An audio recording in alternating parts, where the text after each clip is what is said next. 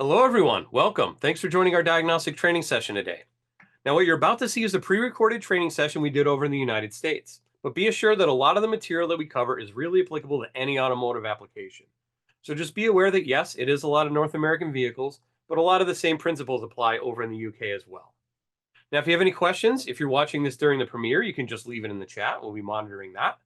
And if you're watching this after the premiere, then just feel free to leave a comment underneath the video, and we'll get to those as we can as well. So my name is Jason Gabrenas. I'm one of Snap-on Diagnostics technical trainers. I've been in the training department since 2013, traveling around North America, helping techs and shop owners get the most out of their diagnostic equipment. Before I did that, it was a couple years as a diagnostic sales rep at Snap-on, so I had a group of about 30 different franchisees I worked with, as well as the shops that they service, in order to help everyone get the most out of their diagnostic needs. Then before I did that, it was 8 years at Subaru, so I worked in a dealership, and over time, I guess, I just became that default diag guy in the shop. So I always ended up having the drivability problems, the intermittent problems, the weird wiring problems that would show up on those cars. And that's really where I cut my diagnostic teeth, was trying to figure out all those weird head scratcher type cars that had come into my bay. Then before that, a bunch of other miscellaneous wrenching jobs. Been a little over 25 years under hood experience for me. So our topic today is we are continuing our OEM-specific ADAS training, and the OEM of the week is going to be Mercedes-Benz. So that's a little different, some of the things that they have. Going to find a lot of similarities, of course. They're going to use the same type of technologies that other manufacturers use, the radars, the cameras, and the ultrasonic sensors. However, there is an addition here. They do have a night view camera that's in there that we're going to talk about. And also, might be kind of interesting, a couple of these vehicles might seem like it's a little bit older than we're used to seeing here and having that much technology on them. But I think if we know about Mercedes historically, that they tend to put more technology in their cars and get a little bit further ahead of the curve, whether right, wrong, or indifferent. But they seem to be ahead of the curve when it comes to the technology stuff. Case in point is going to be the first vehicle, which is going to be a 2013 C-Class. So we've seen other 2013, 2014 model year vehicles, and all they have is a backup camera. So this one is actually pretty well equipped, even compared to a 2025 model year, some vehicles. So this one has 3 radars. It's got one in the front for the adaptive cruise control, 2 in the rear for the rear blind spot monitor. It has 5 cameras, front view, rear view, and 360 view. And then we have 8 ultrasonic sensors. So we have 4 in the front and 4 in the rear. So pretty darn well equipped for a 12-year-old vehicle.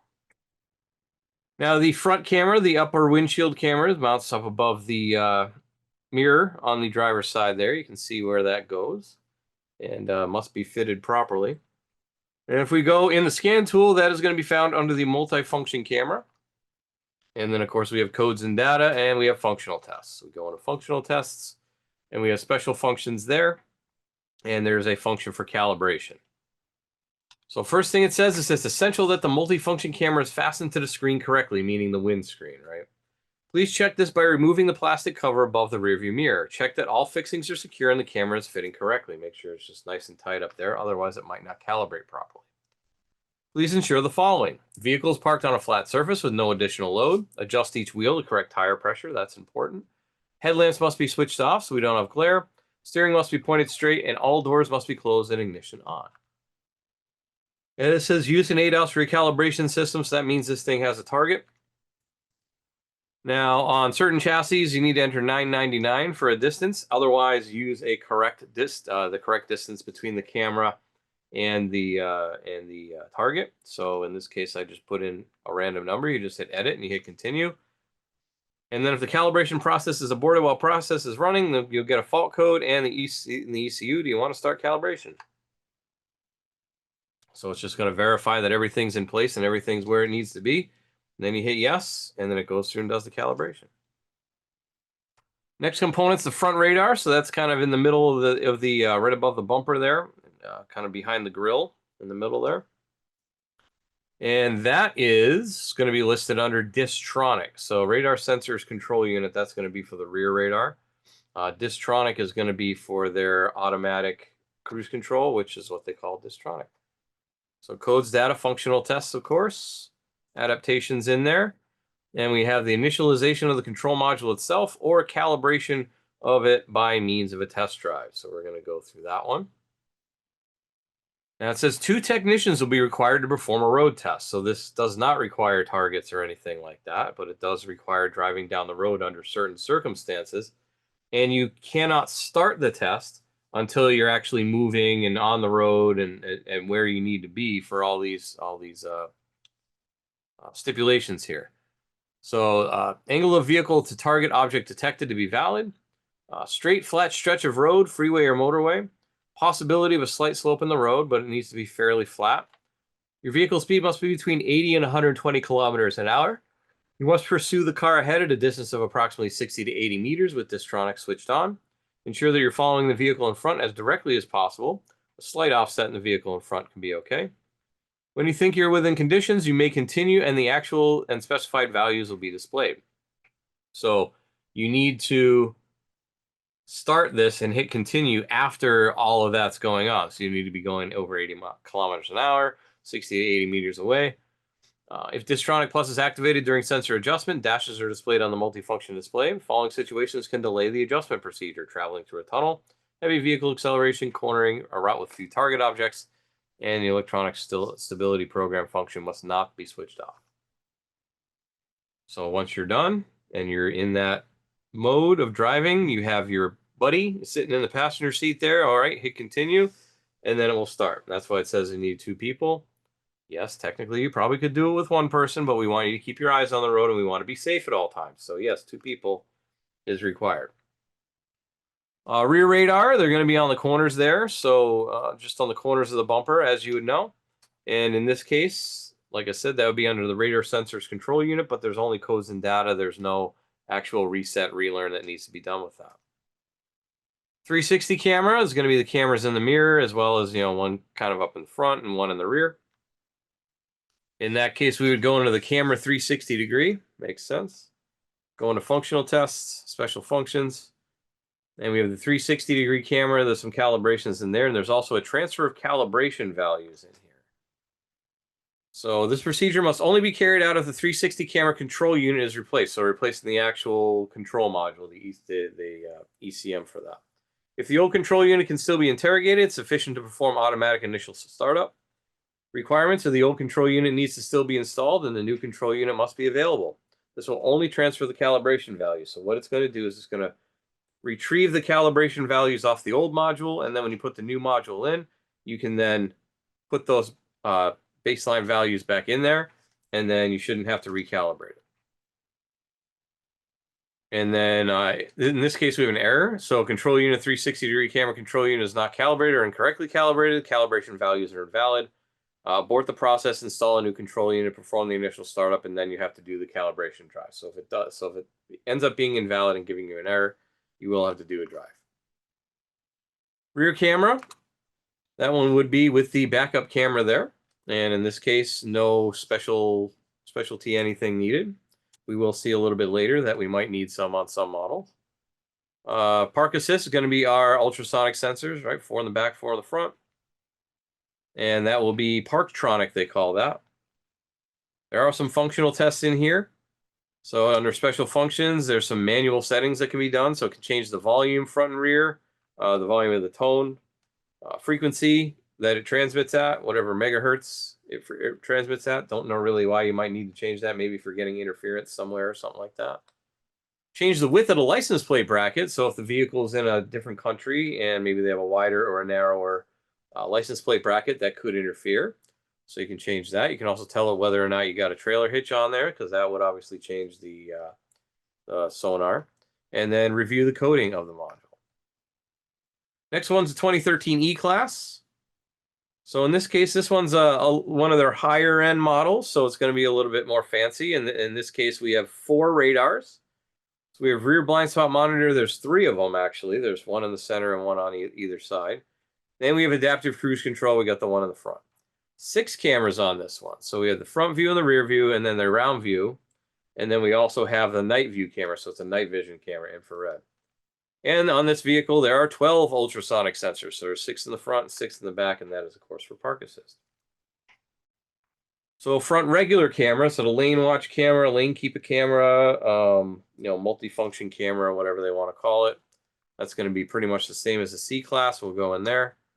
And then you can see the functional tests and the special functions.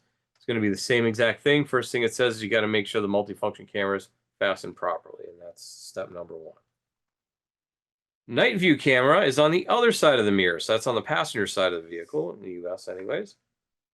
So it's on the right-hand side of the car, and there is a separate function for night view assist right there, we can see. And under functional tests, there are some special functions, including the calibration. Now, this does need a target. This also says the same thing as a multi-function camera. So it's essential night view assisting cameras fasten to the windscreen correctly.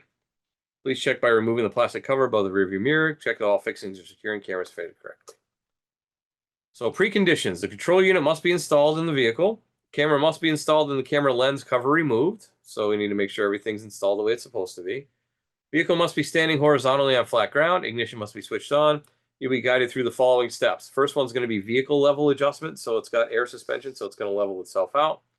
Then positioning the calibration aid, and then performing the actual calibration. So it's going to walk you through those 3 things. So it's going to have to wait for 5 seconds. Then it's going to get ready to do the leveling. So the vehicle is parked on a flat surface with no additional load. Adjust each wheel to correct tire pressure. Headlamps off. Steering straight. And all doors must be closed and ignition on. Use the ADAS calibration system or a target. Position the calibration system as close as possible to the bumper. If necessary, lift the housing of the headlamp aimer.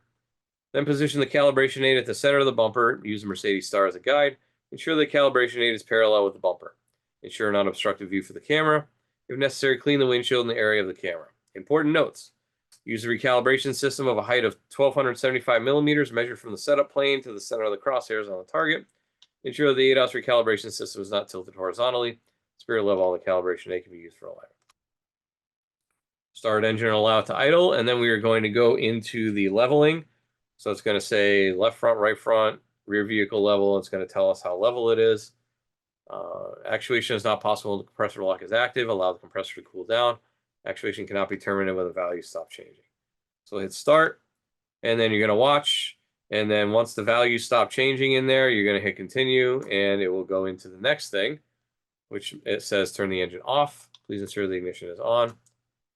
If the calibration process is aborted, you'll get a fault code, and you want to start the calibration process. So making sure everything's set, make sure the vehicle's level, make sure that the calibration rig is where it is, and then we'll hit yes, and it will go through and perform the function.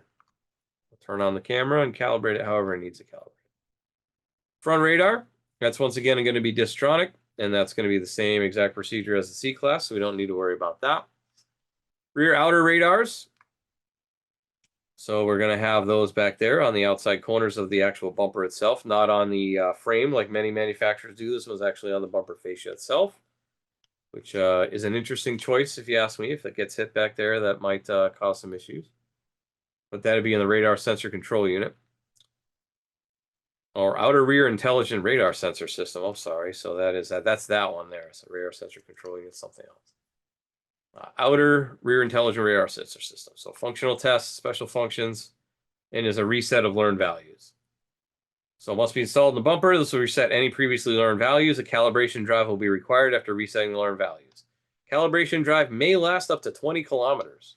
Diagnostic unit does not have to be connected for the calibration drive, so that's good. I'm going to reset it. It's going to say it's completed successfully. Now you have to drive the vehicle. So you hit continue, and then you can disconnect the scan tool from the vehicle, and you just drive it until the calibration is complete. We also have the center radar in here. So like I said, it's kind of in the middle there. And that one's under the radar sensors control unit in that one. And there's no resets, relearns, anything like that. Just codes and data. 360 cam. Once again, there's one in the mirror right there. And that's going to be a 360-degree camera. And it's going to be the same procedure as it was with the C-Class. Notice how it's the same exact model year, so makes sense that they would use the same systems across the board. 6 in the front, 6 in the rear for the park assist.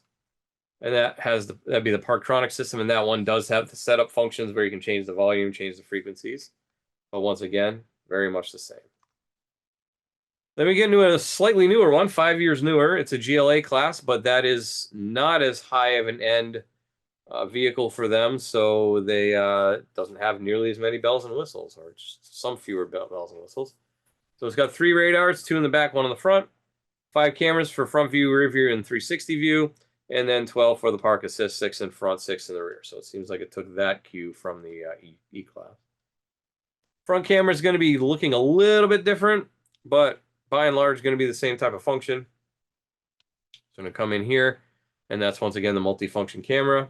Same basic general gist of doing that as we were on the C-Class and the E-Class. Front radar is going to be behind the emblem there.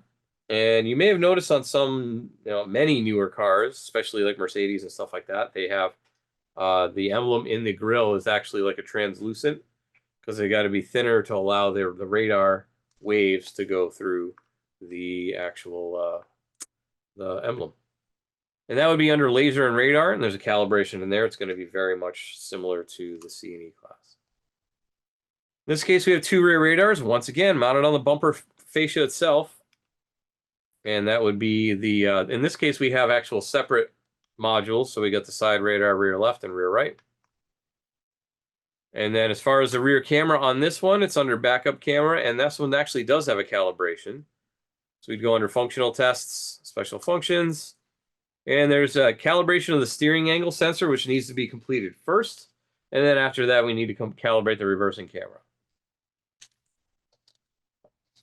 And it does specifically state in the instructions, once I go in to calibrate the camera, please ensure that the steering wheel is in the straight ahead position. Please ensure that you perform the steering angle sensor calibration prior to calibration of the reversing camera. Only continue if you have the appropriate calibration target available, and I'll show you the target in a minute. Refer a workshop manual for details, or use an ADAS recalibration system like the TruePoint. So you continue. Let's use the system. Current camera calibration will appear on the command display. So that's the actual display inside the vehicle. And it'll say, are the red overlay boxes within specification? Red overlay boxes should be roughly over the middle point of the 3 optics on the target. So the target looks like this. It's got 3 different optics, and there should be a red box around the center of that. And if it's not, there's some adjustments that can be made. All right, and then the 360 camera, that's going to be in there. It's going to be a similar type situation. We go into functional tests, special functions. This one actually offers a calibration of the control unit as well. And you can calibrate cameras separately. So front, rear, left and right, outside mirrors, and then multiple cameras at once. So if we wanted to do multiple cameras, calibration is only required if 1 or more 360 cameras are replaced. Do you want to abort the process? Yes or no? We'd say no, we do not want to abort. It's interesting how they ask you a reverse question. Calibration must be performed after replacing component of the 360 camera. Continuing result in calibration setting of the camera and the camera control unit. Calibration drive can take up to 35 minutes. Do you want to start? Yeah, sure. Clean the lenses on all the cameras. Outside mirrors must be engaged in the drive position, so out if they fold. All the doors of the vehicle must be closed. Instructions for calibration. Perform the calibration drive on as flat a route as possible. Vehicle speed must be in a range between 5 and 30 kilometers an hour. Poor weather conditions and visibility can impair or prevent calibration. Move the vehicle, such as the field's vehicle speed and steering angle on the command display are shown in green. So all of this, the scan tool is just used to get you into the calibration mode. And after you're in the calibration mode, you're going to use the screen in the car to finish. So the end of calibration is shown on the command display with a symbol green check mark. Visible points, lines, or other structures on the road surface accelerate the calibration process. So I think, much like other manufacturers, they should probably recommend doing this in, say, like a parking lot with lines. If you can do that, nice straight level parking lot with a bunch of lines in it, so it can kind of calibrate and make sure everything works. And then it'll run into calibration running once we hit continue. And the move the vehicle, such as the field's vehicle speed and steering angle, are green. Camera calibrated green. Camera is being calibrated is yellow. Calibration fail would be red. There's going to be a progress bar displayed at the bottom of the screen. Following operations must be performed after calibration. This is important too, and this is kind of a little gotcha moment. Ignition off, leave the vehicle, lock the vehicle, and then wait until the camera covers close after a period of approximately 5 minutes. So this thing has cameras, covers on the cameras on the 360 cameras.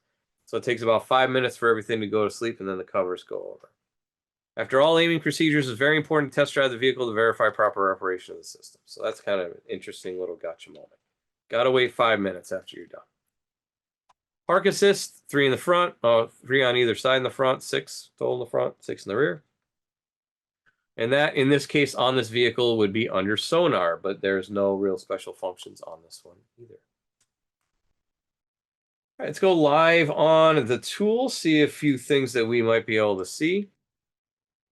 Not going to be a lot more than what we saw in the presentation, but we'll do it anyways. Okay, so we see down here we have, say, like the multifunction camera, right? Go in there, I'll just pick one. Special functions, calibration. Make sure it's fastened to the windscreen correctly. Make sure the wheels and tire pressures are correct. Use an ADAS calibration system. You'll fill out a code if you don't do it right. Start the calibration, and of course, in this case, it would be failed because I'm not hooked up to a car. It does give you a note, though. If calibration has failed multiple times, please ensure you have adequate light and the windscreen is clear where the camera is mounted. It may also help to move the target back on the bumper 50 to 100 millimeters and try a calibration again. Please enter the distance you move the target back on the bumper when you're prompted. So you would go in there and you would enter that function. Also, we have the Parktronic should have the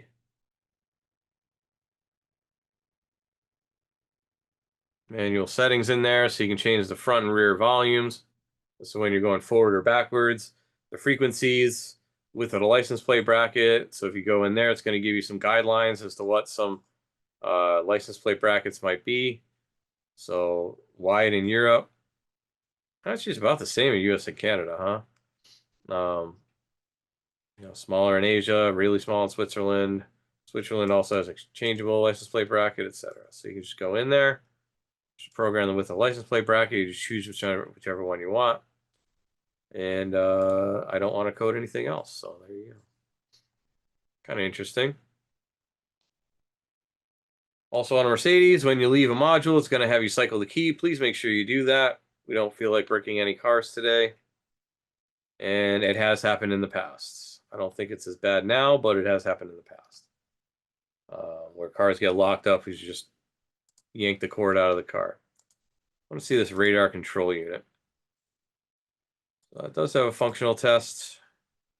So reset the emergency stop frequency. So that's going to be for the front radar, I guess. In that case. All right, let's look up the E-Class.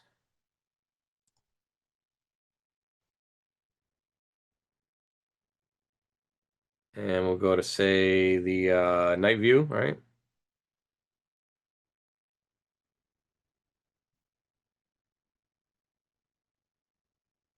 Calibration, make sure it's mounted correctly. Vehicle level adjustment, etc. Make sure everything's set. Set up calibration aid. Start the engine, let it idle. Then we're going to level out the suspension. So you're going to watch these numbers. And once it finally gets to a point where everything's kind of leveled out and it's not moving back and forth, we hit start first. Then we watch it and see once it levels out, everything is stopped moving. Then you hit continue, and then it allows you to move on to the next step. So a couple preconditions necessary for the vehicle. You want to start the calibration process? Yes, we do. Okay. So we'll go there, and it's going to give me an error because, hey, I'm not hooked up to a car. Cycle the key.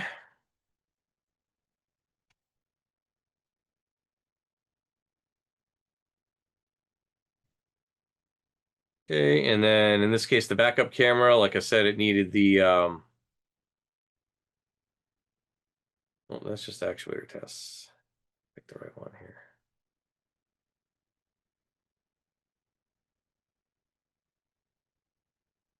There we go. Special functions, calibration of the reversing camera.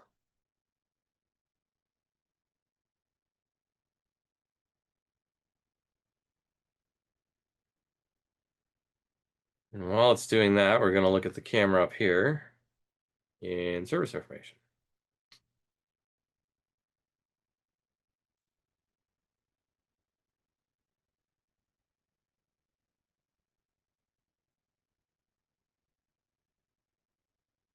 So outside view camera, move and replace. Then we're going to have the rear camera, Remove and install backup camera, and then we're going to come down, and it's going to say initialize a reversing camera using a diagnostic system.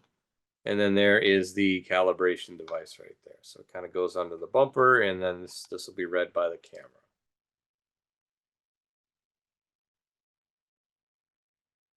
Let's see.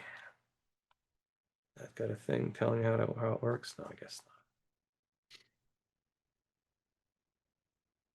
not. Manufacturer repair might tell me something. Calibration of the backup camera.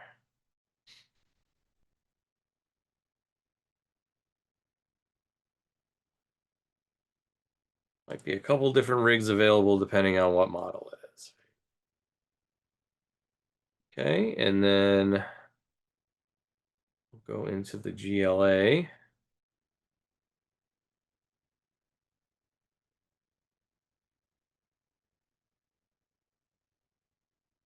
And in this case, this has the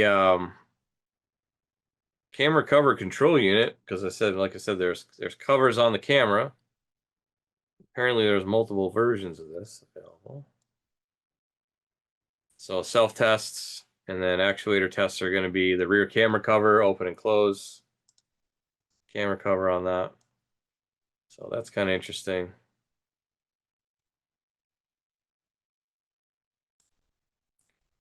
Mercedes being a little extra, you know? Got to cover up those cameras. Outer rear radar intelligent sensor system, so you can actually go on the left and right. And as far as I know, just codes and data in there, yeah. Now that should have the same type of backup camera setup as the other one. Same 360-degree camera setup as the other one. This Tronic's going to be the same as the other one as well.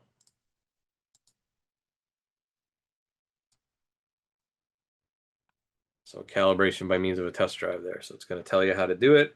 And that's the 2-person test drive. You want to have one person sitting so they can hit continue, so you don't have to take your eyes off the road. All right, so that is Mercedes ADAS. Couple little trickery things in there, right? Tricky type things in there where you have to have like 2 people or make sure that the vehicle's level with the air suspension and all that. So always make sure you're reading the instructions carefully to be sure that you're getting it correct, because any of those parameters, those pre-parameters, that if they're not correct, they could throw you off and they might just make the calibration fail. And with that, that's our time here today. So make sure you tune in for new diagnostic content every week.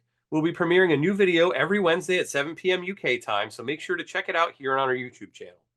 Please make sure you also subscribe, thumbs up, and ring that little notification bell so you'll know anytime we post new content. With that, time for questions. Now, if you have any questions, once again, if you're watching this on the premiere, just leave it in the live chat and we'll do our best to answer those. Otherwise, leave a comment under the video and we'll get to those as we monitor those comments as well. So I'd like to thank you for taking a little bit of time out of your day to learning a little bit more about how you might be able to be more efficient at diagnosing vehicles using some of the information that we've been giving you today. Hopefully we'll see you next week, and we'll see you on any of our other videos. Have a good week, have a good night, and take care.